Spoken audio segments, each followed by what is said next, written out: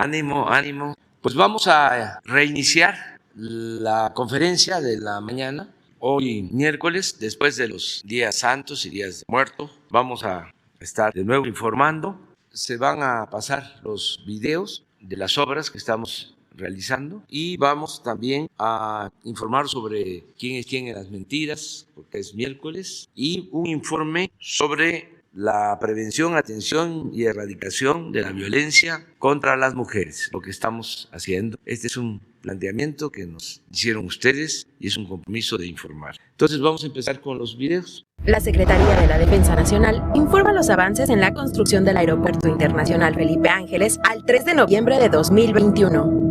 En la Torre de Control y Servicios de Extinción de Incendios se continúa con la programación del elevador secundario, así como la instalación de cancelerías en la Torre de Control. En el estacionamiento y terminal intermodal de transporte terrestre se lleva a cabo la aplicación de pintura en los cajones de estacionamiento y señalización, y se continúa con la colocación de paneles en la sala de espera de la terminal de autobuses. En las redes hidráulicas y sanitarias generales se realizan los trabajos de pintura en los tanques de la planta de almacenamiento de agua potable. Asimismo, se continúa con la colocación de recubrimiento en caras interiores en los tanques de pretratamiento y sedimentador en la planta tratadora de aguas residuales número 6. En la terminal de combustibles y red de distribución se colocan las bombas descargaderas de autotanques, los paneles en el acceso monumental y los letreros en los edificios de la enfermería, laboratorio y centro de monitoreo.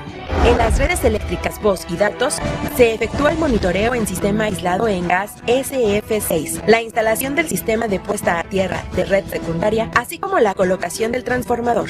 A la fecha, se han generado 126.973 empleos civiles. Faltan 138 días de construcción.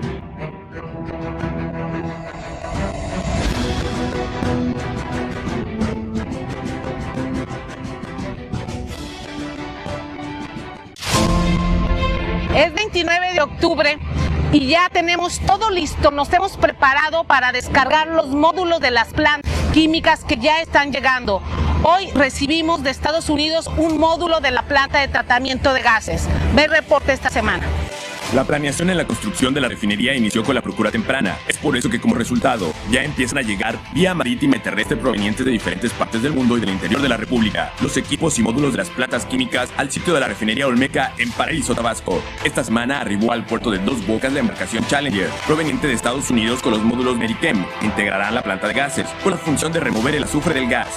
De igual manera, en el paquete 1 se recibieron transformadores para las subestaciones de las plantas combinada y coquizadora. Al mismo tiempo, se traslada desde Guadalajara, Jalisco, un reactor hidrogenerador de la planta hidrotratadora de naftas.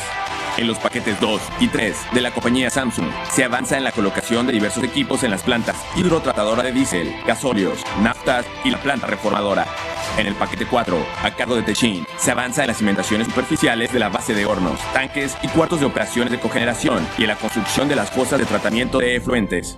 Los racks de estructuras de acero se reportan al 95% de instalación y se inicia con la colocación de charolas y tuberías. Continúa el armado de las torres de enfriamiento. En el área de almacenamiento, se ha iniciado con la colocación de pinturas en los tanques terminados y avanzan las pruebas hidrostáticas, al mismo tiempo que el armado de esferas entra en la etapa final para continuar con las pruebas de pintura respectivamente. En el área de edificios y contraincendio continúan los trabajos en el detalle interior, y en telecomunicaciones se preparan los interiores para resguardar los equipos de voz y datos de toda la refinería, que se conectará con toda la red de Pemex. En el cuarto de control central continúa la obra exterior de vigas y vidrios, forrado de espejos de agua, y se detallan los muros en el interior.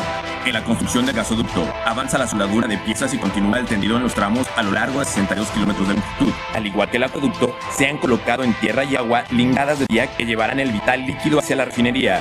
Continúa el trasplante de plantas de ornato cultivadas en el vivero hacia las áreas verdes de la refinería Olmeca, ubicada en el puerto de Dos Bocas. Reporte de actividades. Avance de obra. Semana 51 de 157. A lo largo de los primeros 4 tramos del Tren Maya, hemos ejecutado más de 300 kilómetros de terracería. En el tramo 1 en Tenosique, progresamos con la construcción de prefabricados, como el armado y soldado de la estructura de acero de las traves y prelosetas, la cual se ejecuta previa al colado de las mismas. En el tramo 2, en la localidad de Ruiz Cortines, Campeche, avanzamos con la fabricación y extendido de subrasante, previo al inicio de los trabajos de las capas finales de la plataforma ferroviaria. En el tramo 3, continuamos con los trabajos de terracerías, con actividades como la conformación de terraplén en Cacalché, en Yucatán. También en Eguán continuamos la construcción de pasos vehiculares con actividades de armado de acero y el armado de caballete en Chochó.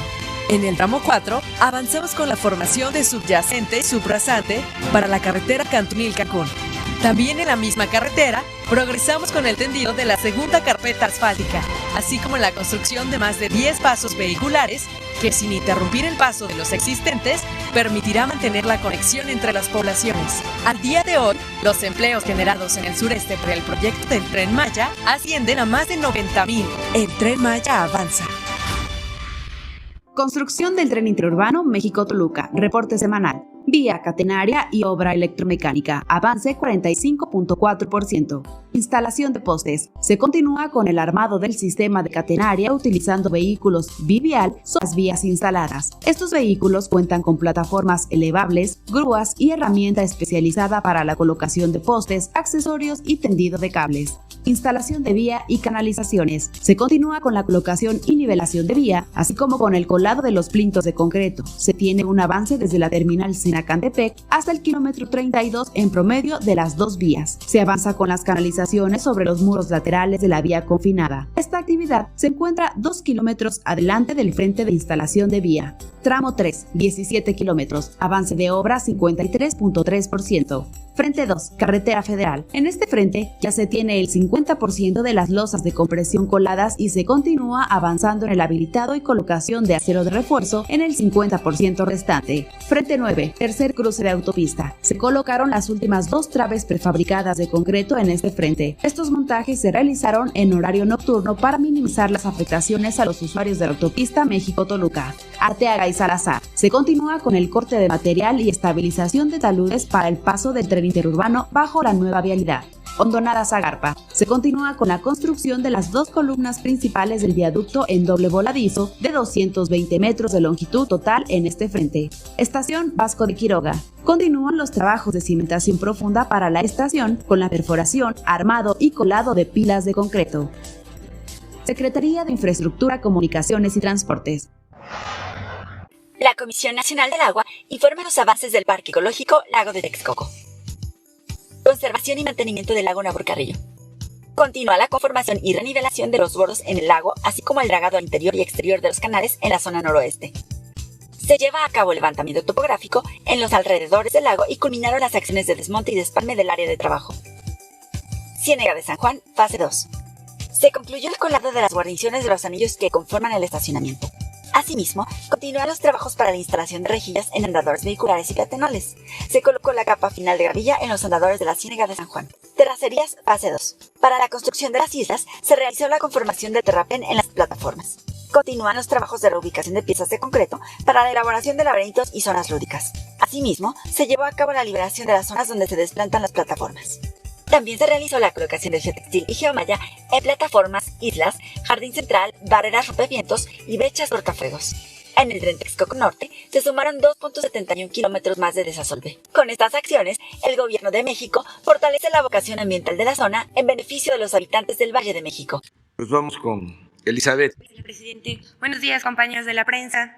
El combate a la corrupción es el sello distintivo de la cuarta transformación de la vida pública del país. Y en esa tarea tienen que participar todos los sectores, pero sobre todo aquellos que tienen como cometido principal el servicio público, el servicio a la sociedad, como son los medios de comunicación. En efecto, la construcción, fortalecimiento y defensa de la democracia pasa por la depuración del aparato gubernamental, envilecido por el neoliberalismo y la corrupción. También en cuestión está el papel de los medios de comunicación, que en muchos casos han justificado o callado el despojo y la mentira. Así se convirtieron en cómplices del saqueo y la manipulación en contra del pueblo.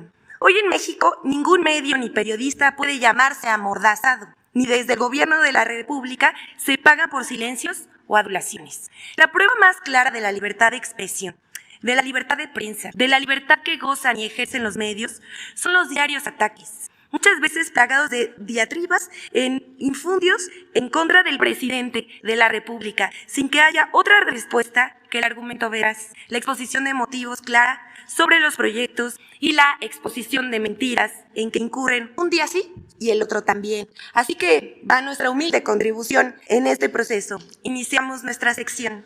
Mentiras para cambiar percepciones sobre la economía y el Aeropuerto Internacional Felipe Ángeles. Los días 27 y 28 de octubre, diversos medios de comunicación publicaron que las acciones de la Bolsa Mexicana de Valores de la compañía Volaris habrían caído tras el anuncio de que volaría del Aeropuerto Internacional Felipe Ángeles hacia Tijuana, Baja California y a Cancún. Entre los principales medios que publicaron esa información fue El Universal, Milenio, MBS Noticias, Reporte Índigo, Eje Central, Latinos, El Economista. Consignaron que Volaris habría perdido 6.41% en la Bolsa Mexicana de Valores. Esta información no es verdad. Desde el pasado 22 de octubre, las acciones de la aerolínea sufrieron bajas. Sin embargo, no solo en el caso de Volaris, sino de otras empresas de aerolíneas internacionales como American Airlines, Delta Airlines, Southwest. También tuvieron tendencias a la baja en la Bolsa Mexicana de Valores.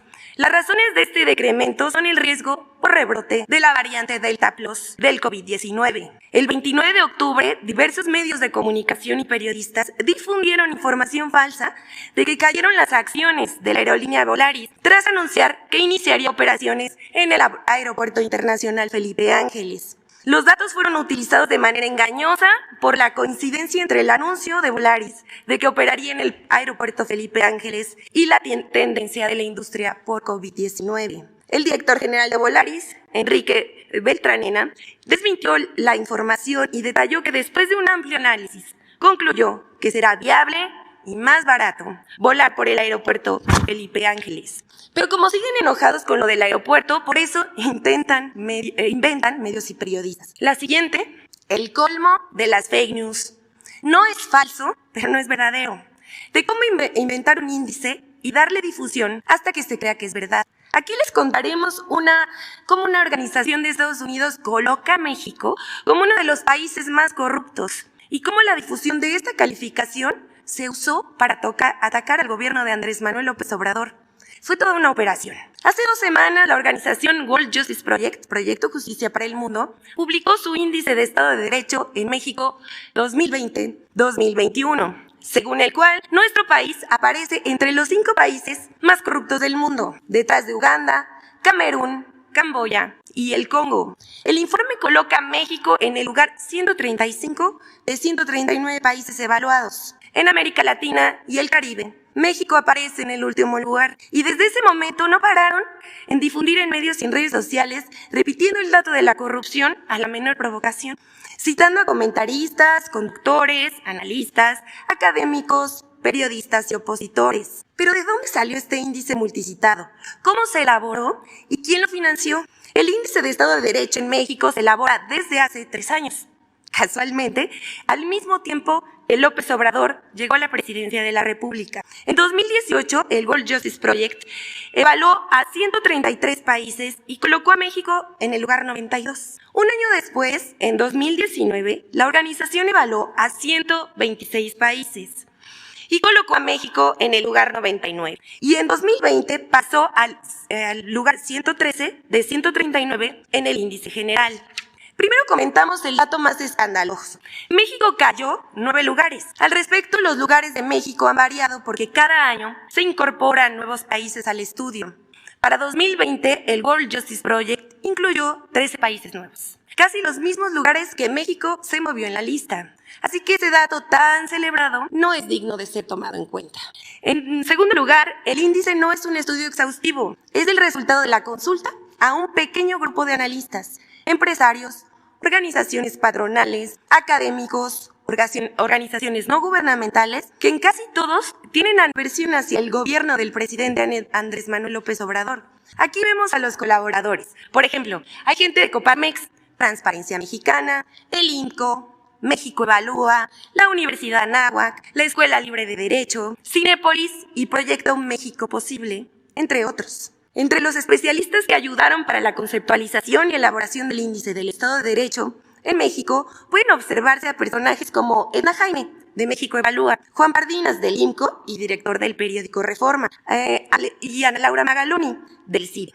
El índice de Estado de Derecho en México es patrocinado por el World Justice Project, organización estadounidense fundada en 2006 por el abogado y empresario William Ulrich, que durante casi 25 años fue el principal asesor legal de la compañía Microsoft en diversas polémicas mundiales. La World Justice Project, que tiene oficinas en Washington, Seattle, Singapur y México, se presenta como una organización sin fines de lucro y cuenta con el apoyo de 21 aliados estratégicos. En México, la World Justice Project apoya a diferentes organizaciones como México Evalúa, Causa en Común, la Red Quinte Poder, incluso a instituciones como el Tribunal Electoral del Poder Judicial de la Federación. Así, el estudio de opinión, que coloca a México como uno de los 5 países más corruptos, está financiado por una organización estadounidense y los especialistas consultados son esencialmente opositores del gobierno. La oficina World Justice Project en México es dirigida por Tim Kessler, quien ha sido consultor del Banco Mundial y jefe del Programa de Competitividad de México en la USAID, una organización vinculada al Departamento de Estado de Estados Unidos, que de acuerdo con periodistas de distintos países, tiene un perfil intervencionista contra los gobiernos que no se alinean a las políticas de Estados Unidos. De acuerdo con testimonios de personas que han trabajado en la World Justice Project, en esta organización, lejos de estudios económicos y sociales imparciales, se llevan a cabo productos informativos, montajes y producciones para hacer ensombrecer al gobierno que encabeza López Obrador. El World Justice Project ha celebrado convenios de difusión con el consejero presidente del INE, Lorenzo Córdoba, quien incluso ha presentado como si fuera propio el estudio. El Índice del Estado de Derecho, World Justice Project, también tiene acuerdos con gobernadores opositores como Diego Sinue Rodríguez de Guanajuato. Mediante una compleja red de colaboraciones con diferentes personajes de la vida pública, el World Justice Project ha logrado abrir espacios para encabezar foros, conversatorios y mesas de análisis, para difundir la idea de que México es un estado fallido. Al observar el directorio del World Justice Project en México, se puede constatar que sus principales investigadores no son reporteros, periodistas ni académicos destacados, sino productores y directores de cine. El abogado del ITAM, Roberto Hernández, director del documental Presunto Culpable, es el investigador senior de la World Justice Project y representando a la organización estadounidense suele ofrecer conferencias al lado del empresario Gustavo de Hoyos, expresidente de la Coparmex, para difundir el trabajo de esta asociación. Isa Guerra, directora de producción de la World Justice Project, carece de experiencia en temas de corrupción, rendición de cuentas, pero por otra parte ha sido destacada productora en películas y series taquilleras como Cantinflas, Club de Cuervos y No Manches Frida. Como puede constatarse, detrás del Índice del Estado de Derecho en México 2021 están organizaciones y personajes que militan contra López Obrador. Quienes han difundido este informe son medios y periodistas y políticos como Claudio X González, Felipe Calderón, entre otros. Les vamos a dejar aquí las notas y los tweets que difundieron este índice. Así se construyen los golpes mediáticos contra el gobierno de la 4T, con la idea de manchar poco a poco el prestigio del gobierno con información falsa. Pero ya la gente no se deja llevar por esas informaciones. Hasta aquí la sección de hoy. Muchas gracias. Con su permiso, señor presidente, muy buenos días, tengan todas y todos ustedes. Estamos aquí esta mañana para dar cuenta de las acciones que se han realizado en el Grupo Interinstitucional para la Protección Integral de Mujeres y Niñas y desde la Secretaría de Seguridad y Protección Ciudadana en la prevención, atención y erradicación de la violencia contra las mujeres. Por eso están aquí mis compañeras del gabinete Nadine y Fabiola, que forman parte pues de este gabinete. Ahora ellas también tienen una presentación respecto de estos temas. Como primera secretaria de Seguridad del país, tengo no solamente la encomienda del señor presidente de México, sino la convicción y el compromiso de trabajar para que las mujeres y las niñas tengan una vida libre de violencia en nuestro país. Sobre la situación de la violencia contra las mujeres en el país, podemos decir que en septiembre pasado tuvimos una disminución de 63% en los casos de feminicidio de mes a mes respecto a agosto de este año. Fue el septiembre con menos feminicidios en lo que va de este gobierno. En cuanto a violencia familiar, también se reporta una disminución de 12.9% en septiembre, en comparación con el máximo histórico de este delito registrado en mayo de 2021. Desde el gobierno federal damos continuidad a las acciones de prevención y sanción para que este tipo de conducta siga a la baja. En este año se han abierto 1,277 carpetas de investigación por violación, es decir, 28.7% más que el año anterior. Seguiremos trabajando para que este y otros delitos se denuncien, se judicialicen y se castigue a los responsables. Respecto al delito de trata de personas, tuvo una disminución de 7% en septiembre respecto a agosto, y a través de la estrategia de atención a los 50 municipios prioritarios se detectó que Tijuana, Ciudad Juárez, Culiacán y Guadalajara se ubican en los primeros 10 lugares, tanto en incidencia de homicidios dolosos de mujeres como de feminicidios. Hay 5 delitos contra las mujeres que se presentan principalmente en 16 municipios de atención prioritaria. Estos son feminicidio, lesiones dolosas, homicidios dolosos, violencia familiar y violaciones. Estos municipios son Ensenada, Mexicali, Tijuana, Chihuahua, Ciudad Juárez, Iztapalapa, Celaya, Irapuato, Guadalajara, Zapopan, Ecatepec, Puebla, Benito Juárez, San Luis Potosí, Culiacán y Centro de Tabasco. Tomando como base el Plan Nacional de Paz y Seguridad, se formuló la Estrategia Nacional de Seguridad Pública, a partir de la cual se crearon las 32 mesas estatales de construcción de paz y seguridad y las 266 regionales. Bajo esa directriz se atiende de forma integral y focalizada la demanda de seguridad de cada municipio y entidad, y se acuerdan ahí acciones para la prevención, atención y erradicación de la impunidad en materia de violencia hacia las mujeres. Voy a decir algunas de las acciones, 11 acciones, hay más, pero para brevedad. 1, con la participación de autoridades de los 3 órdenes de gobierno a fin de hacer cumplir la agenda estratégica para la prevención, atención y reducción del rezago en el acceso a la justicia. 2, con la asistencia también de representantes de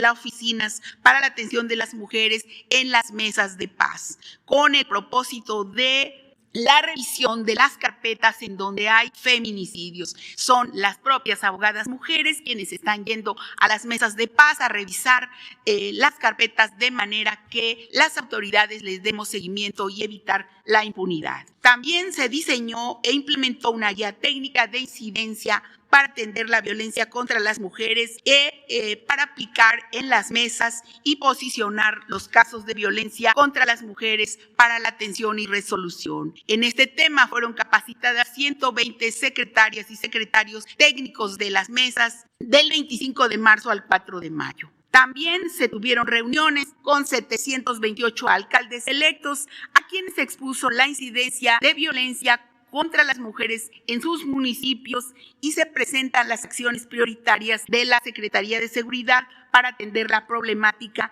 y también enseñar a las autoridades municipales a reportar los casos rápidamente para ser atendidos. También se realizaron distintas acciones de profesionalización y capacitación en materia de violencia contra las mujeres. Ahí han participado en este año 130,923 personas servidoras públicas de los 3 niveles de gobierno, 55% de las cuales son elementos de seguridad estatales y municipales. También se impulsa el conocimiento y la aplicación de 2 protocolos: el Nacional de Actuación Policial para la Atención de Violencia de Género y el Protocolo Nacional de Coordinación Interinstitucional para la Protección de Niñas. También se firmó un convenio con la Secretaría de Desarrollo Agrario, con la SEDATU, para poner en marcha el proyecto Territorios de Paz Caminemos Unidas, a través de la cual ellos están generando espacios seguros para mujeres, y estamos también ahí en la prevención de los delitos. Otra cosa, el uso de la tecnología que está generando nuevas formas de violencia y que afectan fundamentalmente a mujeres y niños. Por eso se elabora la ciberguía y ahí estamos hablando mucho de la ley Olimpia y de las actividades que no se deben realizar sin consentimiento de las mujeres en redes sociales o en sitios de internet. Otra es la atención de la violencia contra las mujeres. Hay que decirlo, recordarlo, se requiere siempre la participación, el apoyo de todas las dependencias para prevenir y erradicar esa violencia. Claro que como gobierno estamos reconociendo siempre el derecho de las mujeres para expresarse públicamente, aunque decirlo nosotras no le apostamos nosotros le apostamos a la movilización pacífica. Hemos iniciado labores también de fortalecimiento de la estrategia de seguridad del Estado al ampliar de 15 a 50 municipios en coordinación con las autoridades, y ahí también estamos haciendo seguimiento a las carpetas de investigación de los delitos contra las mujeres para abatir la impunidad. Trabajando de la mano también con Naciones Unidas para los manuales en la aplicación de la ley de servicios policiales sensibles al género y la participación en muchos foros de alto nivel. Finalmente, trabajar siempre en acciones para la prevención, atención y erradicación de la impunidad y la violencia contra las mujeres. Para ello se integró un cuerpo especializado con mujeres de la Guardia Nacional que coadyuva con las fiscalías estatales y las investigaciones de feminicidio, así como la conformación del gabinete de género de la Secretaría. Tenemos claro que hay que asumir siempre la responsabilidad de proteger, promover y respetar los derechos de las víctimas y garantizar la asistencia jurídica necesaria para llegar a la verdad. En unos días estamos ya dando inicio a una serie de actividades en el marco de los 16 días de activismo para visibilizar la violencia contra las mujeres. Desde la Secretaría de Seguridad seguiremos haciendo lo necesario para avanzar en la construcción de la paz que considere a niñas y mujeres, porque las queremos vivas, libres y autónomas. Muchas gracias por su atención y gracias que nos permiten trabajar con ustedes. Supervisor, presidente. Buenos días a todas y a todos. Secretaria Rosa Isela, presidenta Nadine, Elizabeth. Por instrucción presidencial acudimos hoy a este ejercicio de rendición de cuentas sobre las acciones que está realizando la Secretaría de Gobernación a través de la Comisión Nacional para la Prevención y Erradicación de la Violencia contra las Mujeres, la CONAVIM, para mejorar las condiciones de vida y de seguridad de las mujeres en nuestro país. Si me pasan la primera lámina, por favor. Aquí podemos ver e informar que durante la administración del presidente Andrés Manuel López Obrador se han invertido poco más de 300 millones de pesos en los centros de justicia para las mujeres. Se trata de la mayor inversión que ha dedicado una administración federal para este tipo de centros. Gracias a la colaboración con las autoridades estatales, hoy contamos con 56 centros en todo el país. Este año simplemente se inauguró San Luis Potosí y Uruapan, Michoacán, y gracias a esta red, en lo que va del año, se han atendido a 174,000 mujeres, es decir, todos los días, en promedio, 580 mujeres acuden a recibir atención psicológica, asesoría legal, médica, a poner una denuncia, a capacitarse para el empleo, etcétera. Informar que están por concluirse los centros, como podemos observar, en Gómez Palacio, Durango, en Cuauhtémoc, Chihuahua y en Piedras Negras, Coahuila. Y además están construyendo los centros en Escárcega, Campeche, en la Magdalena Contreras, en San Luis Río Colorado y en Tlaxcala, para dar un total de 63 centros de justicia para las mujeres. Quiero aprovechar este importante espacio para decirles a las miles de mujeres que nos escuchan que se acerquen, que pidan ayuda, que acudan a los centros de justicia, que la violencia no es normal y que estamos obligadas a brindarles protección y seguridad. Por otra parte, en la siguiente diapositiva, podemos observar y decir primero que las alertas de violencia de género deben servir para que las autoridades federales, estatales y municipales hagamos lo que nos toca para mejorar la vida y la seguridad de las mujeres. En lo que va de la presente administración, la Secretaría de Gobernación, a través de la CONAVIM, ha decretado 7 alertas de violencia de género. Baja California, Guerrero, Chihuahua, Estado de México, Sonora, Puebla y Tlaxcala. Se trata del mayor número decretado en menos de 3 años en coordinación con el INMujeres y con la Comisión Nacional de los Derechos Humanos. Como puede apreciarse en la lámina, 22 estados tienen alerta de violencia de género, con lo que 1 de cada 4 municipios del país están obligados a cumplir con acciones de seguridad, prevención, acceso a la justicia y reparación del daño para las mujeres y las niñas. Informar en la siguiente lámina que para atender las alertas de violencia de género, la Secretaría de Gobernación, a través de la CONAVIM, realizó una inversión de 121 millones de pesos en acciones orientadas a la prevención de los feminicidios, la atención al rezago en las carpetas de investigación y la atención especializada a niñas y mujeres en las comunidades indígenas y afromexicanas. Los recursos sirvieron para la contratación de 787 profesionistas, abogadas, psicólogas, médicas, antropólogas forenses, trabajadoras sociales, traductoras, etcétera, que laboran en 34 instituciones locales, principalmente en las fiscalías especializadas, en las comisiones ejecutivas de atención a víctimas, en las áreas de seguridad pública, en las entidades federativas y también en las secretarías e institutos de las mujeres en todo el país. Hay que decir con toda responsabilidad que, a diferencia del pasado, nosotras no ocultamos ni maquillamos las cifras. La violencia por razones de género, la que ocurre en contra de las mujeres y las niñas por el hecho de ser mujeres, es grave y es inocultable. Y estamos actuando en consecuencia, practicando la autocrítica y mejorando, entre otras cosas, las alertas de violencia de género. Por esa razón, bajo la conducción del secretario Adán Augusto López y del subsecretario Alejandro Encinas, estamos trabajando de la mano con las y los gobernadores. Por ejemplo, la gobernadora de Chihuahua, la de Tlaxcala y la propia jefa de gobierno en la Ciudad de México encabezan personalmente esta tarea. Con los gobernadores de Jalisco, Nuevo León, Sinaloa y Sonora, acordamos recientemente reforzar el mecanismo de violencia de género e involucrar a todos sus gabinetes en esta misión. Finalmente, informar que contamos con un sistema de monitoreo que nos permite, en coordinación con la Secretaría de Seguridad, que encabeza la secretaria Rosa Isela, y las fiscalías de los estados, identificar los casos de violencia contra las mujeres y las niñas.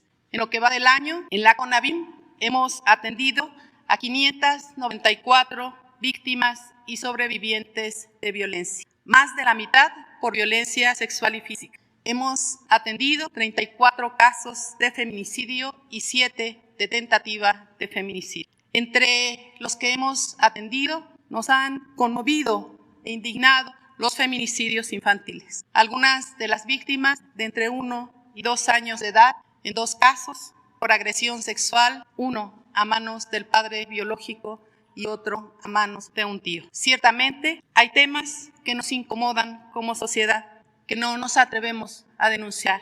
9 de cada 10 violaciones a las niñas ocurren al interior de los hogares y en su entorno más cercano. Y no se denuncia por miedo, por desconfianza a la autoridad o por pena. Y el mensaje debe ser muy claro. No habrá impunidad en esos delitos. Contamos para eso con la responsabilidad y el compromiso. Esperamos contar con la responsabilidad y el compromiso de las y los jueces para que colaboren en el combate a la impunidad. Y si me permite, señor presidente,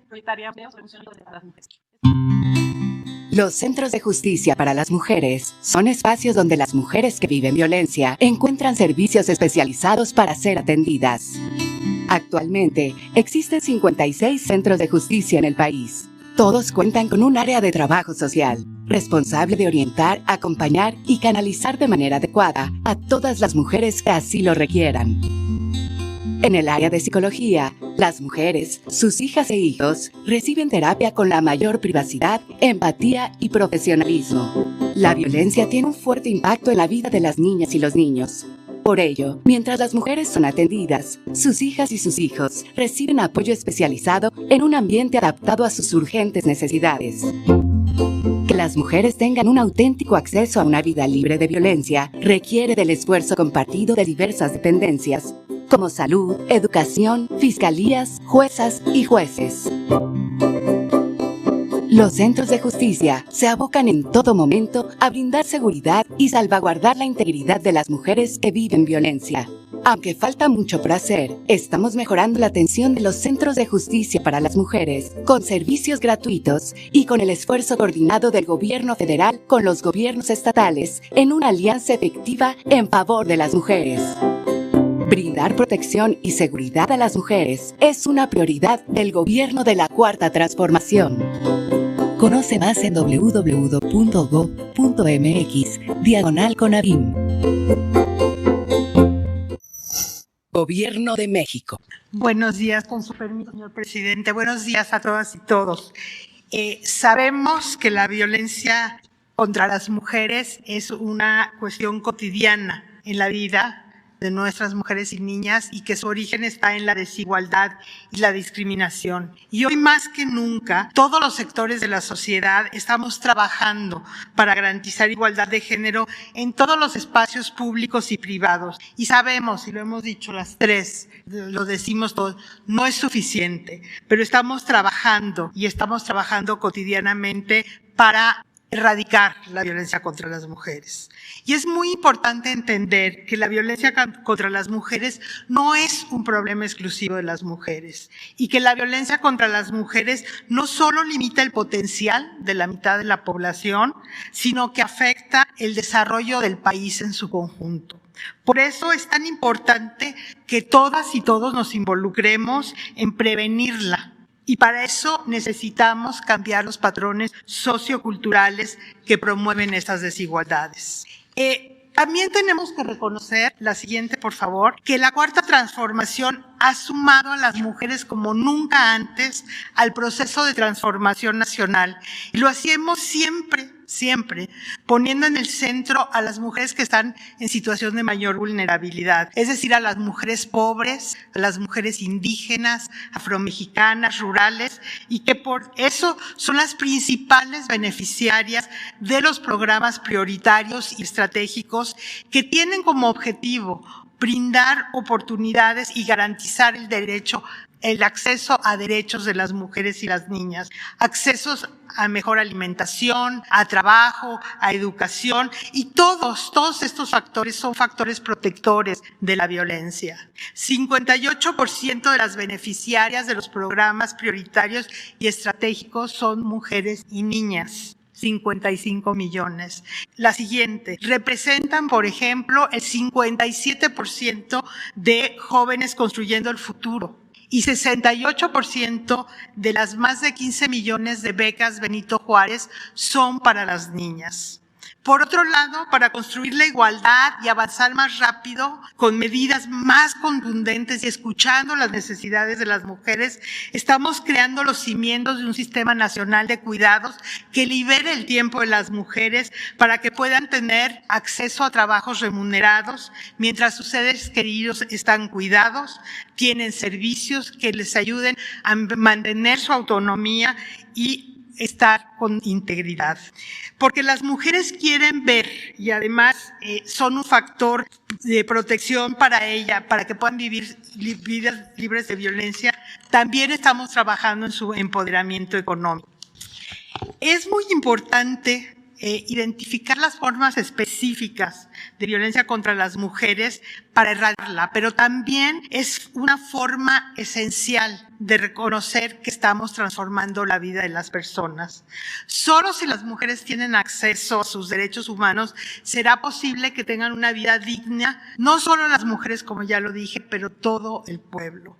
No hay nada más valioso que la vida, que la libertad, la seguridad, y ese es el propósito último de las políticas públicas de prevención de violencia contra las mujeres. En el marco del grupo interinstitucional al que hacía alusión la secretaria, estamos trabajando y hemos desarrollado un modelo, la siguiente por favor, de atención integral para la prevención primaria de la violencia contra las mujeres. Y déjenme subrayar el primaria porque quiere decir que estamos trabajando para prevenir, trabajamos en los determinantes de la violencia contra las mujeres. Este modelo busca, que fue formalizado en el marco del Sistema Nacional de Prevención, Atención, Sanción y Erradicación de la Violencia contra las Mujeres el 7 de septiembre pasado, lo que busca es hacer un nuevo pacto social para una sociedad libre, democrática y soberana en el que no haya cabida para la exclusión y la violencia contra las mujeres. Este modelo considera las relaciones sociales, interpersonales y familiares, pero también las comunitarias y las estructurales. Y a través de acciones que hacen cada uno de los que están involucrados, de los ámbitos de acción, hacemos estas transformaciones. Son cuestiones que tienen que ver con los contenidos en la escuela, con los contenidos, lo que se hace desde la cultura, cómo se previene el acoso y el hostigamiento en el trabajo, cómo se previene la violencia obstétrica en salud. La idea es promover estrategias donde participan de manera articulada la federación, los estados, los municipios, pero también y especialmente las comunidades. Y vamos a estar haciendo muchas acciones en el marco de este modelo de prevención primaria para dejar de contar, para que ya no haya violencia, en el marco de los 16 días de activismo a los que hizo alusión la secretaria Rosa Isela. Una segunda estrategia que estamos haciendo, la siguiente, por favor, es la estrategia para el acceso a las mujeres al derecho agrario. Esta estrategia es muy importante porque históricamente la lucha por la defensa del territorio ha sido emprendida por las mujeres, en su mayoría mujeres indígenas y rurales que se dedican al cultivo, cuidado y preservación de la tierra y de los recursos naturales y que encabezan también los procesos organizativos a nivel de las comunidades. Sin embargo, este trabajo tiene muchas dificultades y una de ellas, que es esencial y que es determinante, es que las mujeres no tienen certeza jurídica en materia de propiedad de la tierra. Y esto es un tema esencial en el marco de la Cuarta Transformación. Por eso, desde el IMujeres, en coordinación con la Procuraduría Agraria y el Instituto Nacional de los Pueblos Indígenas, hemos impulsado procesos de formación y reflexión de mujeres en las regiones de la Huasteca, Totonacapán y de las altas montañas de Veracruz. Ahí hemos trabajado con las mujeres y hemos visto la importancia que tiene llevar información, acercar los servicios para que las mujeres tengan la titularidad de sus tierras. El 15 de octubre pasado estuvimos en Papantla y ahí estuvieron mujeres de los ejidos de San Juan Atlanca y Soquiapa que por primera vez salieron de sus comunidades, estuvieron con mujeres de estos municipios a los que hice alusión y vieron la riqueza de compartir los problemas, pero también ver las soluciones y las capacidades que tienen las mujeres para enfrentar los desafíos que tienen. Realmente, si las mujeres no tienen la titularidad de la tierra, no pueden tener acceso a otros programas gubernamentales, no pueden ser parte de la organización comunitaria formal. Por eso ha sido tan importante que junto con la Procuraduría, el Registro Agrario, la SEDATU, se han dado en el año pasado y este año casi 3,000 títulos de propiedad a las mujeres. Y el tercer ejemplo que les voy a dar de acciones específicas que estamos realizando desde el Gobierno de México, desde el IMujeres, tiene que ver con el programa de Mujeres Constructoras de Paz. Este programa es un programa pionero que estamos realizando de la mano de la Secretaría Ejecutiva del Sistema Nacional de Seguridad Pública, que hace que las mujeres se organicen y hagan un diálogo con las autoridades para ver qué es lo que se necesita, no solo para prevenir la violencia contra las mujeres, pero para construir una paz positiva, una paz que haga que ese espacio sea un espacio propicio para vivir en paz y libre de violencia. Este año se formaron 100 redes de mujeres constructoras de paz en 54 municipios de 11 entidades federativas que están donde están participando activamente más de 1,500 mujeres. El año pasado se formaron más de 200 redes. Las mujeres en estas redes, como les decía, ven su entorno, dialogan con la comunidad, hacen actividades, pero tienen un diálogo y tienen una escucha importante por parte de las autoridades municipales. Tenemos redes que vale la pena hablar de ellas en Puebla y Tlaxcala, donde hay una diversidad de mujeres adolescentes, mujeres de la comunidad, mujeres trans, donde están viendo cómo usar el espacio público a través de diálogos colectivos en las calles, o el de Ciudad Juárez, donde las redes MUPA se apropiaron del espacio público y están rescatando parques a través de jornadas de limpieza y cuidado vecinal.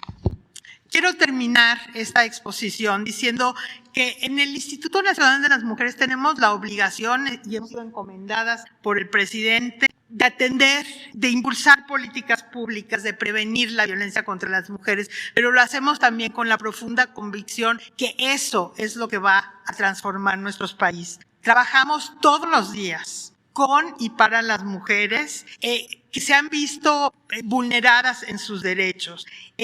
Los intereses, las experiencias, las necesidades de las mujeres son consideradas en las políticas públicas hoy más que nunca. Son parte de lo que es central de la Cuarta Transformación. Porque como bien decía nuestra secretaria, nos queremos libres y plenas. No queremos nunca más un país que no tome en cuenta a las mujeres. Entonces, estamos asumiendo nuestra responsabilidad de hacer políticas públicas para promover una vida libre de violencia. Sabemos que, como decíamos, que la violencia es multifactorial y por eso estamos trabajando también en el empoderamiento económico, en el desarrollo de un sistema de cuidados, justamente para prevenir la violencia contra las mujeres. Y termino diciendo lo que dije al principio.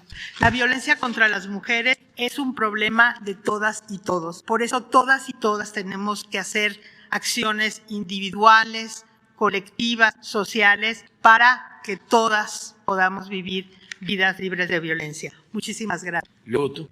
Gracias, presidente. Gracias por el informe. Buenos días, soy Verónica Villalbazo, Frida Guerrera, medio independiente, colaboradora de Cultura Colectiva, entre otros medios. Estaba escuchando muy atenta lo que nos compartían las secretarias, buenos días, y me preguntaba, tenemos ahí en común un caso con ABIM, que nos ha estado ayudando a acompañar en Morelos. ¿Cuál es realmente el apoyo que se les está dando a las víctimas? El caso particular del que hablo está sin trabajo, con su niña recuperada después de ese intento de feminicidio, con una familia del agresor encima de ella y sola. Tenemos otros casos de menores, niñas y niños sobrevivientes que tampoco tienen apoyo porque no existe un programa que los abrace a ellos como víctimas. Particularmente el caso de una pequeñita con una nula probabilidad de vida y que afortunadamente está viva. Sin embargo, su abuela no puede trabajar, obviamente porque hay que estar estimulando a la niña, cuidando a la niña, y no hay apoyos económicos para este tipo de víctimas. Ninguna comisión de atención a víctimas lo tiene. Particularmente en los dos casos hemos buscado el apoyo de la Comisión de Atención a Víctimas de Morelos, no lo hemos obtenido. Y en el Estado de México, pues con mucho esfuerzo, la comisionada de atención a víctimas sí nos dio, pero pues prácticamente convenciendo al Consejo. Ese es otro punto. Quienes deciden si se les apoya o no a las víctimas es un consejo. Y no sé si de verdad hay un programa que económicamente las ayude. ¿Cuál? Sí, gracias por la pregunta y seré muy breve en este ejemplo que planteas de la víctima directa en el caso de Morelos. Solamente decir que los casos que nosotros hemos atendido los hemos hecho y lo hacemos no porque nos competa, no somos fiscalía ni somos, no somos poder judicial, pero sí nos toca hacer que sucedan cosas.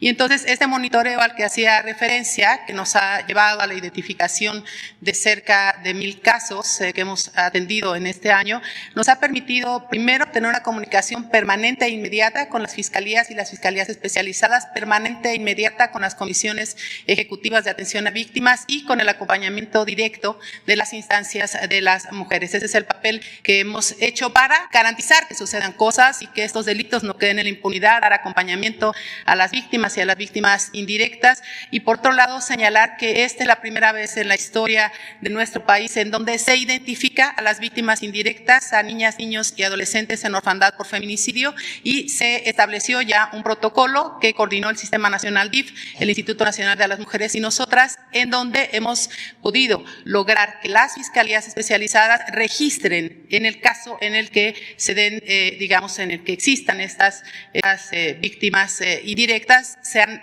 incluso ya canalizado la mayoría de los casos a la Secretaría del Bienestar para que les puedan ser entregadas también becas para el bienestar en función de las edades y de los programas con los que cuenta el Gobierno de la República. Entonces, estamos atendiendo permanentemente a las víctimas directas y a las víctimas indirectas. Sí, perdón, secretaria, pero está usted hablando de huérfanos. Víctimas indirectas. Yo estoy hablando de una niña o de niñas que tenemos sobrevivientes. Sí, que son las víctimas directas, que están vivas y que no hay un programa que las abrace, como en efecto es la primera vez que se está haciendo esto con los niños y las niñas que quedan en la orfandad por feminicidio, pero no hay un programa que abrace a esas víctimas directas sobrevivientes que son pequeñitas. No lo hay, no existe. Sí, si nos pasas el caso específico, con mucho gusto lo atendemos. Con muchísimo gusto lo vemos. Gracias, secretaria. Sí, al contrario. Hablaban de las abogadas y de este apoyo que se está dando a las víctimas indirectas de feminicidio. ¿Cómo es que las familias las pueden contactar? Adelante. Sí, como señalé en la presentación, por primera vez también los recursos destinados a la alerta de violencia de género fueron canalizados para la contratación de personal, porque eso es lo que más duele lo que más le duele a las instituciones encargadas de la atención a estos delitos por razones de género. Y la manera en la que pueden contactarnos es a través de las redes, a través de la página oficial del Gobierno Federal y de la CONAVIM, y particularmente también en las fiscalías y las fiscalías especializadas en los casos en donde tengan, por ejemplo, en algún delito de feminicidio que esté rezagada la carpeta de investigación, que no se haya retomado, en delitos de carácter sexual también, que hemos atendido algunos que aquí la compañera Leti Ramírez nos ha hecho llegar, ¿no? Que ha llegado aquí a Presidencia, que le han planteado al señor presidente directamente, que han sido atendidos. Entonces, directamente con la CONAVIM en la página del Gobierno Federal. Gracias, secretaria. Ya para terminar, ojalá pronto podamos tener esta reunión pendiente que tenemos con las diferentes dependencias y podamos presentarles esos más de 100 casos que acompañamos, pero esto va directamente a una petición al presidente. Muchas gracias, secretaria, y a la Secretaría de Seguridad. Es para hablar de una relación de trabajo que hemos hecho del 2018 al 2021. En este periodo se han realizado las acciones para detener a más de 41 feminicidas en distintos estados como Querétaro, México, Ciudad de México, Guanajuato, Sinaloa, Nuevo León, Puebla y Oaxaca. En varios de estos casos fue una detención civil por parte de nuestro colectivo, de la gente que nos apoya, ya que al principio no se contaba con la ayuda de las fiscalías de la Ciudad de México y del Estado de México, hasta que esta última tomó muy en serio nuestra coadyuvancia y en conjunto con el apoyo del fiscal general Alejandro Gómez, se han llevado más detenciones por la colaboración que existe. Dentro de estas detenciones se encuentran 2 mal llamados monstruos, quienes en realidad eran feminicidas seriales, que gracias a la labor de colaboración entre la ciudadanía, que somos nosotros, y la Fiscalía del Estado de México se logró su detención. En otras acciones se ha logrado la detención civil de más de 6 acusados de delito de homicidio y feminicidio en contra, obviamente, de menores. En este periodo también las investigaciones de este colectivo, que es Las Voces de la Ausencia, acompañados de Frida Guerrera, y en conjunto con el subsecretario de Gobernación, Alejandro Encinas, se llevó a la captura del principal sospechoso de la desaparición de los 43 normalistas de Ayotzinapa, Ángel Casarrubias Salgado, el Mochomo. En coadyuvancia, se han llevado hasta las autoridades judiciales más de 71 delincuentes, pero nuestro equipo de investigación está tras 27 feminicidas que están escondidos y en algunos estados y otros en Estados Unidos, como ya lo habíamos comentado. Sería importante para poder detenerlos que las autoridades federales, concretamente la Guardia Nacional, nos apoyara. Para no entorpecer los procesos que llevan los inculpados, preferiríamos que las autoridades acepten nuestra coadyuvancia para que pudiera abrazarse un poco más el tema de ya no más impunidad, obviamente siempre con la única finalidad, presidente, secretarias, de esto se termine. Muchas gracias. Pues es cuestión de que con Rosa Isela se ponen de acuerdo, ¿sí?, para ver cómo ayudamos o seguimos ayudando. Muy bien. Muy buenos días, presidente. Ramón Flores del Centinela Informan de Humanoid de Inglaterra y funcionarias que la acompañan. Este es grave también de mujeres que le voy a presentar.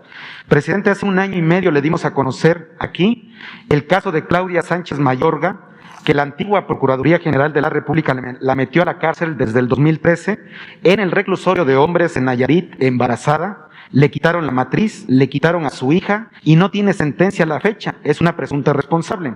Quien realmente la metió a la cárcel a Claudia fue la supuesta defensora de mujeres, Teresa Ulloa, que resultó no tener ni cédula profesional, pero informó que lleva 99 casos en los tribunales federales con la Fiscalía General de la República y que el presidente Peña la postuló como pedagoga a la Comisión de Víctimas. La víctima, Claudia, tiene 2 cédulas profesionales, la que está presa, una en administración y otra en profesora, pero está en la cárcel. Teresa Ulloa recibió recursos federales de Indesol y locales que están en total opacidad. Manipuló a supuestas víctimas y a funcionarios de la Procuraduría General de la República y del Poder Judicial solo para cobrar 4.2 millones de pesos. También está involucrado Santiago Enrique Rolando, que era un policía federal corrupto, sembraba drogas y armas a sus víctimas, ya está tras las rejas, pero en su informe del 2013, a la Procuraduría General de la República dice que Claudia era manager. ¿Eso es delito o cómo se sustenta ese dicho? Ahora, se le ocultan los expedientes a la víctima e inclusive su historial médico del Ceferezo de Nayarit, donde fue torturada.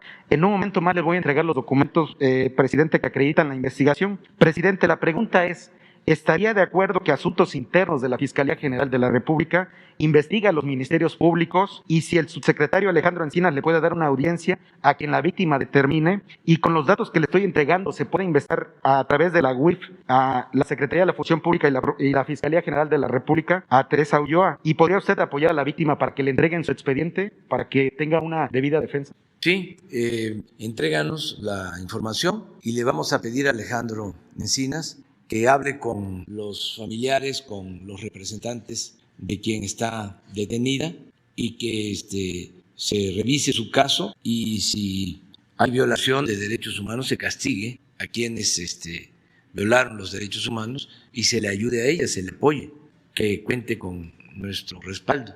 Eso es lo que podemos hacer. Si le entregas a Jesús y Alejandro se va a hacer cargo de atender. Sí, ahorita le entrego los datos. En mi segundo planteamiento, qué bueno que está aquí la secretaria de Seguridad Pública, presidente, recuerda usted que le planteamos el tema hace 2 años y medio de la renta de las patrullas y que dio instrucciones a la Secretaría de la Función Pública, a la Fiscalía General de la República, y a la UIF que revisara los contratos de Grupo Andrade por la renta de 1,500 patrullas en 2.7 millones de pesos cada una, las 1,850 patrullas de Jesús Horta por 3.300 millones de pesos, que por cierto continúa prófugo, y 21 funcionarios más. Mi pregunta, presidente, y directo para usted, es: ¿usted ordenó que se compren patrullas de 8 cilindros con equipo Wellen y cámaras que la última vez pagaron 91,000 pesos por cada una, que solo se le compre o rente a Grupo Andrade, que al igual que Genaro García Luna y la administración pasada le rentaron las patrullas, que no hay otras marcas de vehículos hechos en México o de equipo policial que puedan participar en igualdad de condiciones para que no sigan robándose el dinero para la seguridad? Y por último,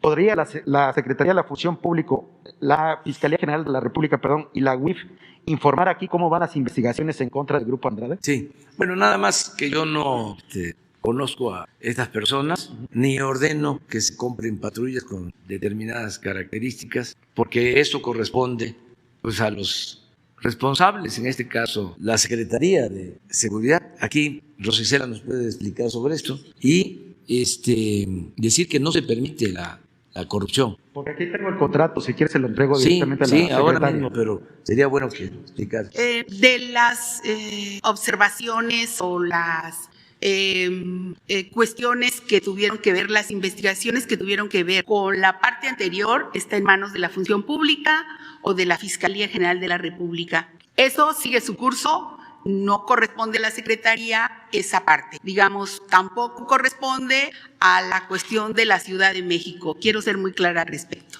De lo actual, efectivamente, este año se hizo una licitación pública en donde participaron 16 empresas, quedaron unas finalistas. No tengo de memoria por cuánto fue esa licitación, pero sí efectivamente se requerían 4,000 vehículos, no hay en el mercado. Usted puede investigar en todos lados que no hay en el mercado. La licitación se hizo con el acompañamiento correcto de la Función Pública, el órgano interno de control, y la decisión no es de la Secretaría, es, digamos, de un grupo de servidores públicos, incluidos los de la Guardia Nacional, que adquirieron estos vehículos. Pero en ningún caso lo puedo decir que fue un proceso opaco.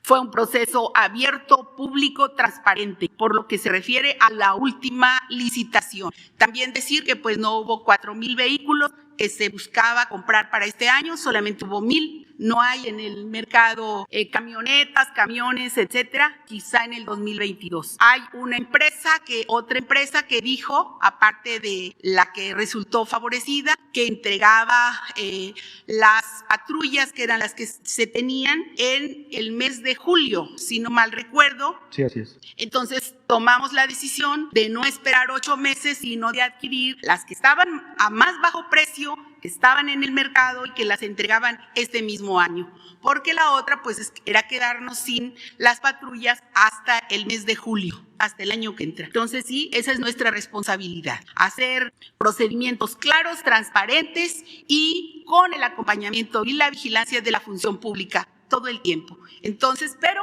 está a consideración de cualquier ente la revisión de y de todos los contratos, todo lo que nosotros realizamos está a revisión de todas las autoridades competentes. Ok, ahorita le entrego el contrato. Y por último, presidente, hacerle un planteamiento, porque usted ha dicho que la calumnia cuando no mancha tizna, ¿no? Nosotros le hemos estado pidiendo derecho de réplica a La Silla Rota, que por cierto es uno de los medios que más se dedica a calumniar. Y esta pregunta va para Jesús Ramírez, porque La Silla Rota hace 3 meses escribió una columna calumniando a un compañero que está aquí, que es Hans Salazar, a Lord Molécula y a un servidor, Ramón Flores del Centinela Informa, diciendo que usted nos paga 200,000 pesos por hacerles preguntas a modo. Entonces yo le quiero hacer la pregunta directamente a Jesús, gracias a que no tenemos el derecho de réplica de Silla Rota, si en algún momento el equipo del Centinela Informa o un servidor me le ha acertado o insinuado a solicitarle algún apoyo, pues que lo diga, porque dicen que la mentira se mata diciendo la verdad de frente, y por eso le quiero hacer la pregunta a Jesús, porque nosotros jamás le hemos solicitado un solo centavo a su gobierno, señor presidente. Gracias. No, lo han solicitado ustedes, y también nosotros no repartimos sobres. Ya no hay chayote, se acabó con el cultivo del chayote para sobornar. Se cultiva mucho chayote en Veracruz, que sí. Conozco zonas chayoteras en Veracruz y en otras partes. Además, el chayote es muy sano, es un buen alimento, no contiene grasas, es muy saludable. Más que nada tiene líquidos, agua, básicamente, ¿no? Y es muy sabroso, suculento el chayote.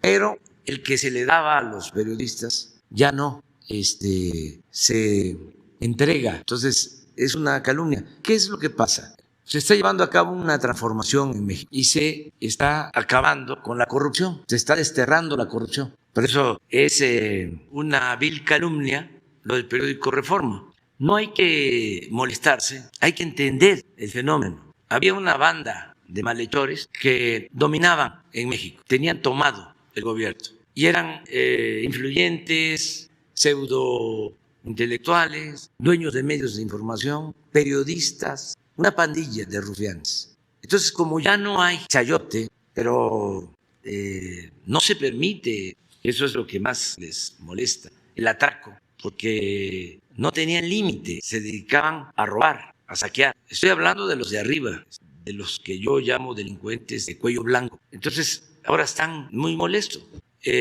Reforma, pues es un periódico que protege a la oligarquía de México, a los traficantes de influencia. Es el principal protector del padre de la desigualdad de México moderno, Carlos Salinas de Gortari. Entonces, traen una campaña en contra de nosotros. Pero no es solo el Reforma, pues es el Universal, que también recibía dinero del gobierno, bastante. Es Krause, es Aguilar Camín. Hablas de La Silla Rota, y es un programa del Financiero, del Universal. La otra La Silla Roja, porque también el Financiero, pues es lo mismo. O sea, aquí acabamos de hablar ahora de estos patrocinadores, ¿no?, que sitúan a México como el país más corrupto del mundo, algo exagerado, ¿no?, por completo, cuando nos hemos dedicado a erradicar la corrupción. Pero se menciona a un patrocinador, a Ramírez, que era el de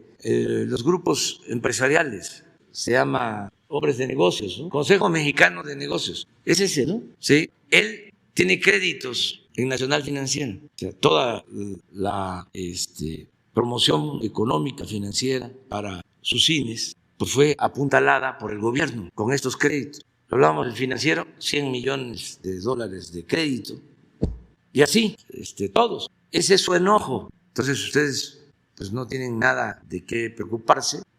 Saben que lo más importante de todo es tener la conciencia tranquila. Imagínense cuántas cosas, ¿no?, me cuestionan, cuántos insultos, pero igual que los insultos son las bendiciones, ¿no? Ahí nos vamos. Pero lo más importante, repito, es la conciencia de uno. Si Krause sale a decir de que es el país, México, con más fallecidos por COVID, pues es una mentira, pero uno lo explica porque Krause canasteaba, o sea, vivía del gobierno. Ahora ya no vive del gobierno, está recibiendo dinero de Bimbo, de Oxxo, de Coppel, también de Ramírez, etcétera, etcétera, etcétera, igual que Aguilar Camín. Entonces, no se preocupen, así es esto. Ahora que fue el encuentro sobre medio ambiente, criticaron que por qué no asistí. Pues estuvo en mi representación y lo hizo muy bien Marcelo Ebrard, y no van a reconocerlo, pero ¿qué fue lo más significativo de ese encuentro en la Gran Bretaña? Fue la firma, sí, para sembrar árboles. A ver, para que se enoje, ¿de dónde creen que salió esa idea? De Sembrando Vida. Y un dato adicional, porque también ahí están, ¿no?, pendientes, que no había firmado México el programa de reforestación. Si el programa lo propusimos nosotros. No sé si les diste a conocer la carta que le envié al presidente Biden sobre la visita del señor Kerry antes de este encuentro. A ver si hoy se las entregan, porque estoy ahí proponiendo una estrategia en cuanto a la protección del medio ambiente y que no pase desapercibido que México es el país del mundo con el programa más importante de reforestación. No hay ningún país en el mundo que esté invirtiendo 1.300 millones de dólares para reforestar. 1.300 millones de dólares al año. Además, si se busca proteger el medio ambiente, lo que hay que hacer es tomar decisiones, actuar, no es discurso. Ya aparecen esas cumbres como las de Davos. ¿Se acuerdan las cumbres de Davos de los tecnócratas y neoliberales? Donde iban a plantear de que las reformas estructurales eran la panacea, que el modelo neoliberal nos iba a salvar. Entonces ahora ya no es Davos, ahora son estas cumbres. Pero al mismo tiempo están los países más poderosos aumentando la producción de petróleo. Al mismo tiempo que están llevando a cabo estas cumbres para la protección del medio ambiente, para enfrentar el cambio climático. Están planteando incrementar la producción, la extracción de petróleo. Y luego llegan todos en aviones particulares. se llena de aviones. Estaba Europa de aviones, de puro mandatario, jefes de Estado. Está como los cuidan de la llamada sociedad civil a la vaquita marina, son famosos, llegan en sus yates. Ustedes saben que de todos los vehículos, medios de transporte, los que más contaminan son los barcos. Entonces ya basta de hipocresía y de modas. Lo que hay que hacer es combatir la desigualdad monstruosa que hay en el mundo. Esto es lo que voy a hablar ahora que voy a la ONU. No voy a llevar el avión presidencial. Bueno. Buenos días, señor presidente. Buenos días a todas y a todos. Mi nombre es Diego Elías Cedillo, de Tabasco Hoy, Campeche Hoy, Quintana Roo Hoy y Diario Basta en la Ciudad de México, de Grupo Cantón. Señor presidente, antes que nada me gustaría preguntarle cómo se la pasó ahorita que estuvo en estos días de guardar en Tabasco y en lo particular si pudo usted desayunar o comer tamaritos de chipilín propios de la zona del sureste tabasqueño. En paralelo a esto, presidente, me gustaría hacer énfasis en un caso reciente en estos días, que fue el lamentable hecho donde falleció, donde perdió la vida el actor Carlos Octavio Caña, paisano tabasqueño, el cual ocurrió en unos hechos bastantes polémicos o muy curiosos, ¿no? Porque incluso el gobernador del estado, Alfredo del Mazo, no se ha pronunciado puntualmente al respecto de apoyar a la familia. Con base en esto, presidente, también el padre del joven tabasqueño pidió que si se podía esclarecer este caso. En consecuencia, presidente, me gustaría preguntarle también cuál sería la posición de su gobierno al respecto de este tema, ya que ha causado mucha polémica y mucho dolor en todo el país. Gracias, presidente. Bueno, estuve en Palenque los días santos, los días de muertos. Es una tradición estar cerca de nuestros difuntos y estuve también pendiente de lo que pasaba en el país. No se puede uno desatender, tiene uno que estar atentos. Hubieron 3 casos, esto del joven que perdió la vida, hay que ver las causas. Me enteré que el papá pidió que interviniéramos, lo vamos a hacer. Ya le di instrucciones al secretario de Gobernación, Adán Augusto López Hernández, para que se comunique con la familia, el papá del joven, y que se revise todo el caso, que ayudemos, aunque se trata de una investigación que tiene que ver con el Estado de México. De todas maneras, nosotros vamos a participar, siendo respetuosos de las investigaciones iniciales que han hecho en el Estado de México. Hay buena relación con el gobernador del Estado de México, de modo que no vamos a tener ningún problema y se va a atender a la familia. Lo segundo que me tocó ver fue lo de la explosión en Puebla. Quiero hablar sobre esto un poco. Primero, hacer un llamado a la gente para que denuncie a quienes se dedican al huachicol, a los que perforan los pozos y perforan los ductos de gasolinas, en este caso de gas. Gente muy irresponsable porque es de alto riesgo. Yo hago el llamado a que si se ve algo extraño, una camioneta que entra por un camino de terracería y sale, todo eso se puede advertir, se conoce y no hay que guardar silencio. Que por favor nos ayuden. Vamos a dar a conocer un número telefónico, una página en unos días más, porque hemos avanzado bastante en todo lo que es el robo de combustible. Baste decir que de 80,000 barriles diarios que se robaban de gasolinas, el reporte de hoy en la mañana es de 3,000, de 80,000 a 3,000. Pero esto es gasolina. En el caso del gas, las perforaciones de los gasoductos se hacen para llenar cilindros. O sea, es lo más riesgoso que puede haber. Tuvimos suerte en este caso del pueblo. La gente actuó muy bien y debo de reconocer la actuación rápida de la policía de Puebla, porque empezaron a recibir el reporte y olía a gas, y lo que hicieron fue de inmediato llamar a la gente para que abandonara los hogares, las casas, e incluso consiguieron camiones. Y hubo un desalojo de 2,000 personas. Y hubieron, después de eso, explosiones y incendios de viviendas, y fue muy fuerte lo que sucedió. Fueron varias explosiones de la luz eléctrica de transformadores que explotaron y fue un incendio aparatoso de mucho riesgo, mucho peligro. El que haya salido la gente a tiempo evitó una desgracia mayor.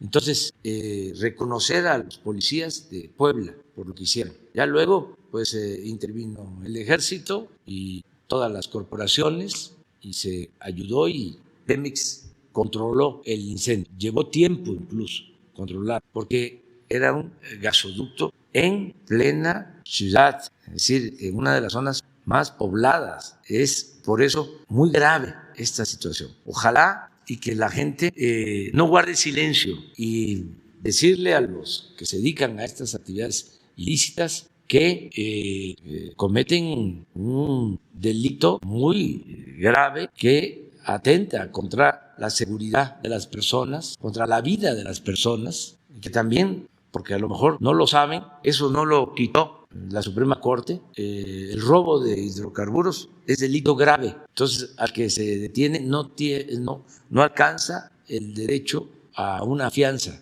Entonces, que se sepa esto. Eso fue lo segundo. Y lo tercero, es también un hecho muy lamentable de unos migrantes que fueron baleados por la Guardia Nacional. Ya di instrucciones para que se ponga a disposición a estos elementos de la Guardia Nacional del Ministerio Público, porque perdieron la vida 2 migrantes. Les dispararon.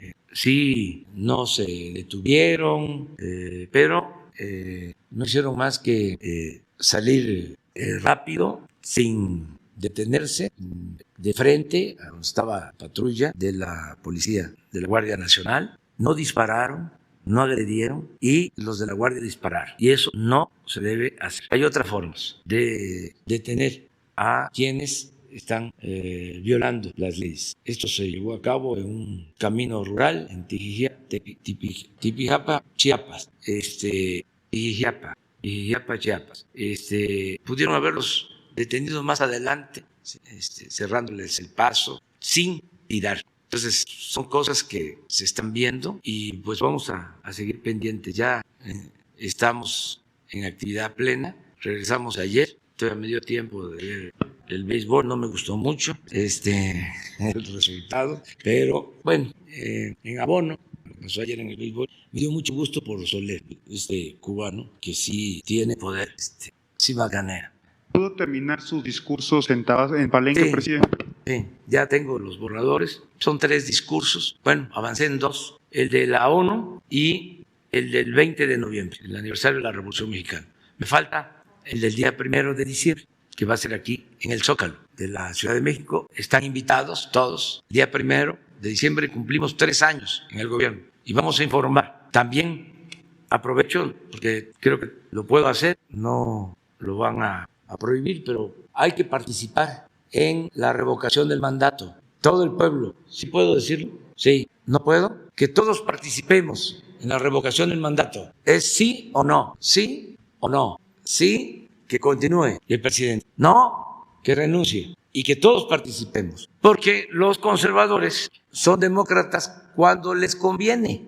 Entonces no quieren participar y van a llamar a que la gente no participe. Pero yo creo que es un buen ejercicio porque no solo es aplicarlo ahora, en marzo, sino ya quedó establecido en la Constitución. Hacia adelante se va a estar aplicando cada 3 años. Se le va a preguntar al pueblo, ¿qué es el soberano? ¿Qué es el que manda? ¿Quieres que continúe el presidente o que renuncie? Eso permite que el pueblo tenga siempre las riendas del poder en sus manos, que se cumpla cabalmente con el espíritu del artículo 39 de la Constitución, de que el pueblo tiene en todo momento el derecho de cambiar la forma de su gobierno. Esa es soberanía popular, esa es la esencia de la democracia. Entonces, todos, si consideran que hay muchísima corrupción, es como dicen los conservadores, que estamos en los últimos lugares en el mundo, que México es de los países con más corrupción, que hay más corrupción ahora que cuando Salinas, no, más corrupción que en los sexenios anteriores. Entonces, hay que cambiar al presidente. ¿Para qué? Aguantar un presidente corrupto. Para afuera, a Palenque.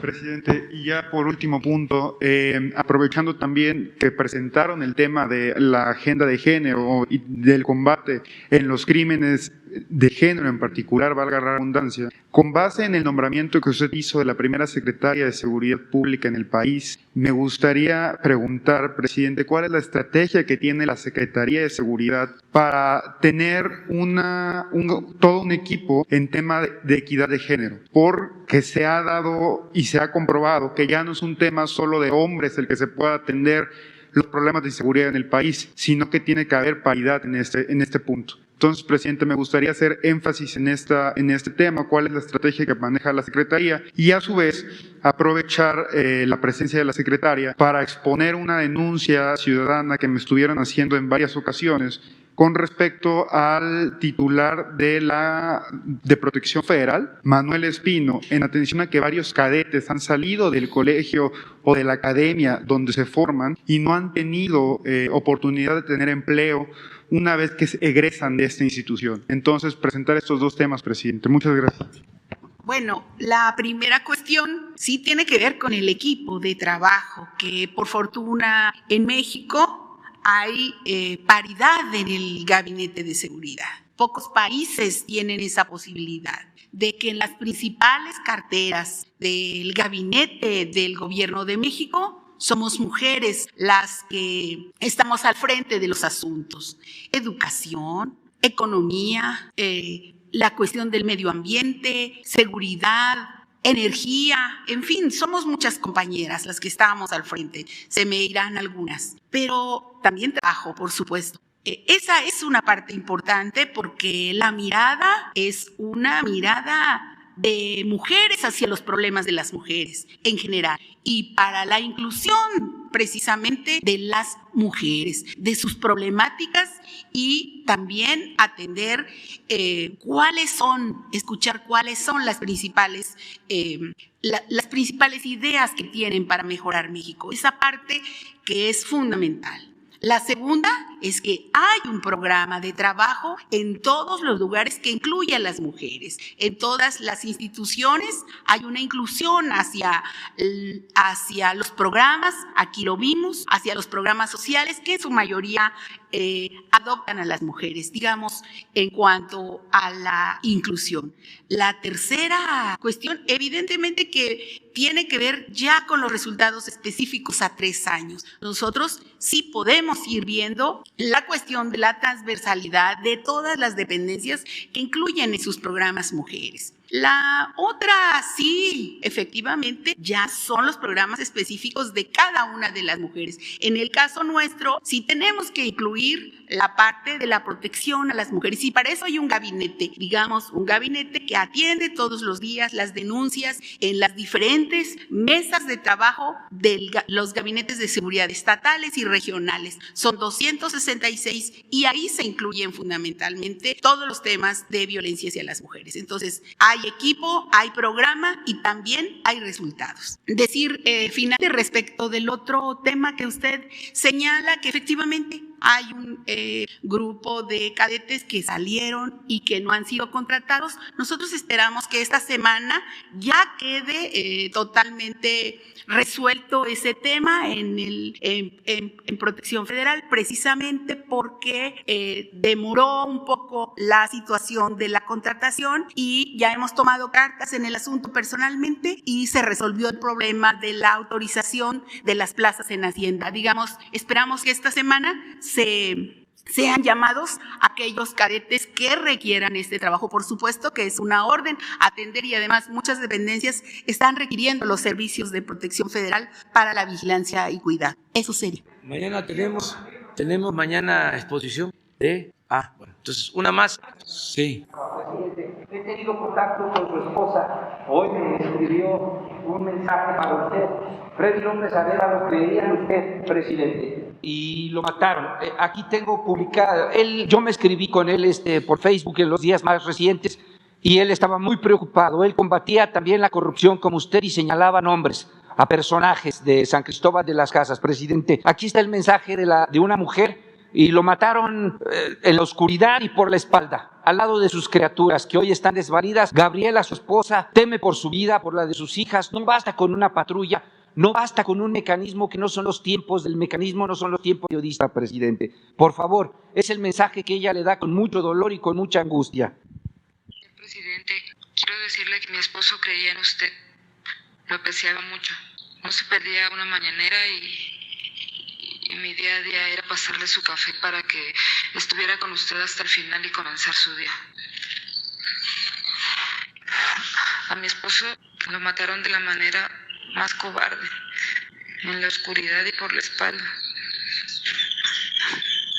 Él no se merecía eso, es un excelente padre, es un excelente amigo, es un excelente compañero y en verdad él creía en usted, en que las cosas pueden mejorar. Y así lo hacía donde quiera que íbamos y así le enseñó a sus hijos siempre a hacer el bien, a donde quiera que fuéramos, a tratar de mejorar las situaciones de la gente de las comunidades en Chiapas y en muchas partes del país. Aquí están los nombres, presidente, que señaló en sus últimos 2 reportajes. Uno tiene que ver con Jerónima, la exalcalde de San Cristóbal de las Casas, Jesús Carmona, Miguel Ángel de los Santos. Él lo señalaba como omisos, alcahuetes de estar en asociación delictuosa. Y el más reciente, presidente, él señaló que Mariano Díaz Ochoa, el alcalde reciente, se había ya desprendido de 2 bandidos, Eliezer Jerez Rosales, esposo de Valeria Santiago, líder del Partido Verde Ecologista ahí en Chiapas, presidente, y de un hombre llamado Carlos Perola de los Chuchos, Narciso Ruiz, quien controla el mercado de los ambulantajes y los baños públicos, presidente, y que son recursos y recursos millonarios los que se arrojan.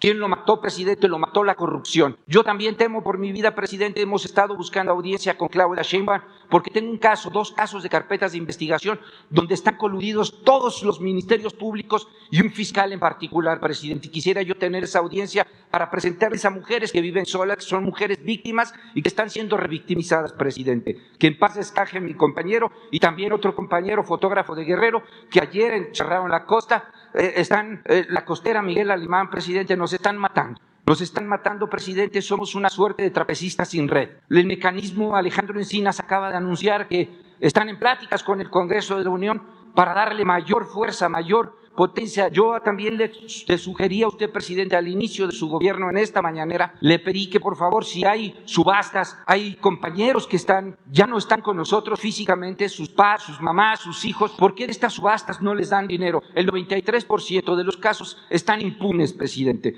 Ya no podemos permitir, no somos cifras, no somos números, somos seres humanos que lo único que estamos haciendo es arrojar luz para que vea la gente cómo corren las cucarachas, presidente. Muchas gracias y disculpe la intervención de esta manera. No, muy bien. Vamos a dar respuesta a la viuda, a los huérfanos, y vamos a investigar y atender el caso para que no haya impunidad en lo que corresponde a este periodista de San Cristóbal de las Casas y también en el caso de Guerrero.